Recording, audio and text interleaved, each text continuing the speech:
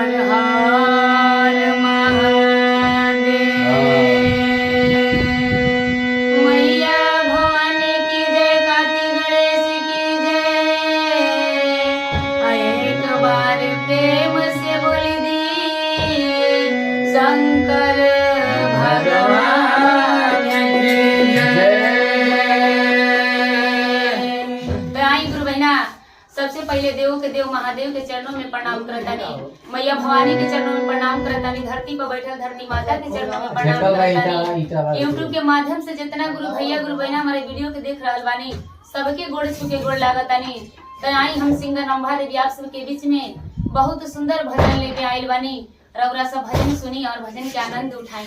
तो आई कैसे कहे के भाई, एक बार प्रेम से बोल दी, बोल सच्चे दरबार की एगो शिष्या भगवान के आसन लगोले बड़ी और भगवान के बाट जो हतरी कि हमार भगवान भोला जी कब ले आई, कैसे कहतरी आसारा लगा के बटिया जो हतानी हो, हमार भोला नहीं भोला नहीं आइले, हमार गुरु नहीं आइले। आसारा लगा के बटिया जो हतानी हो, हमार भोला नहीं आइले। आसारा लगा के बटिया जो हतानी हो,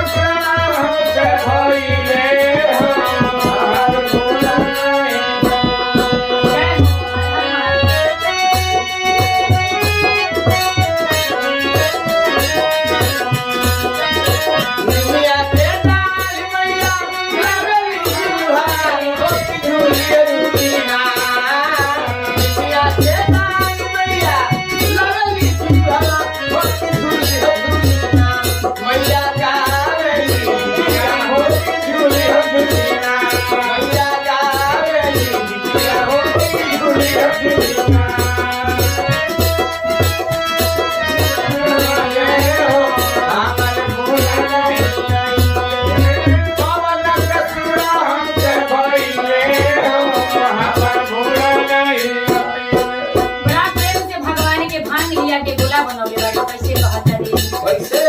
अरे भोगिया धतुरावा के बोलावा बनवनी भगिया धतुरावा के बोलावा बनवनी भोगिया धतुरावा के बोलावा बनवनी भगिया धतुरावा के बोलावा बनवनी अरे कहाँ जाके आसन लगवले हमर भोला नहीं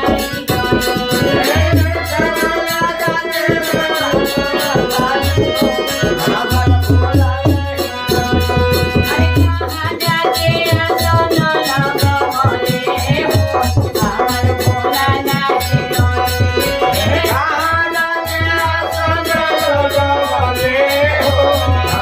भोला नहीं भोला नहीं अइले हमर गुरु नहीं अइले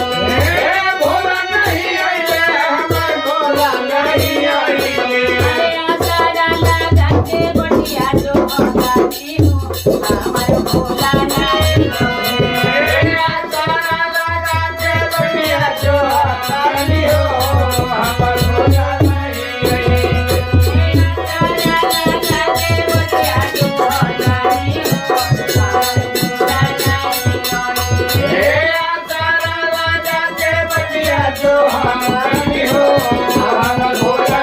जय हो हर हर महादेव जय हो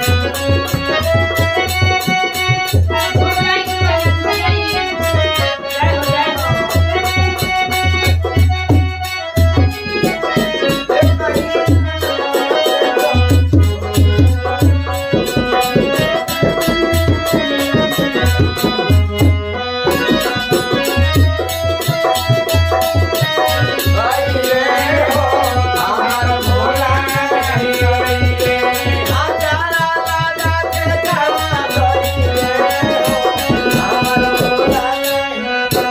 शिष्या कहत है चर्चा कराओ तनी बड़ा प्रेम से भगवान के बुलाओ तनी कैसे कहत है चर्चा करौनी नीलमती के बोलाओ चर्चा करौनी गुरु बहिना के बोलाओ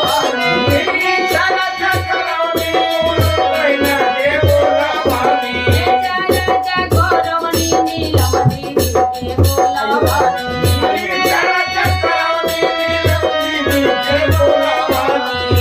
चर्चा करौनी गुरु बहिना के बोलाओ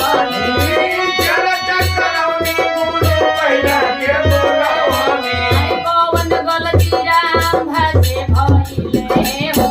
हमर भोला नाही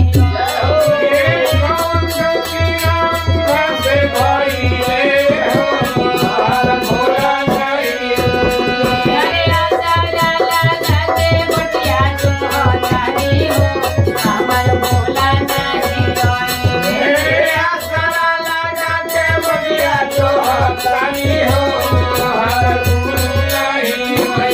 नहीं अइले हमर भोला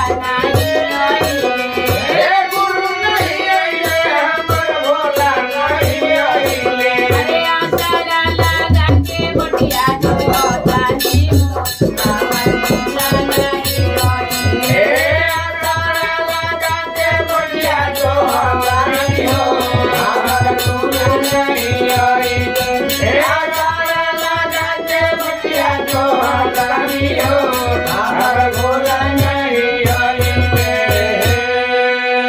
हमर भोला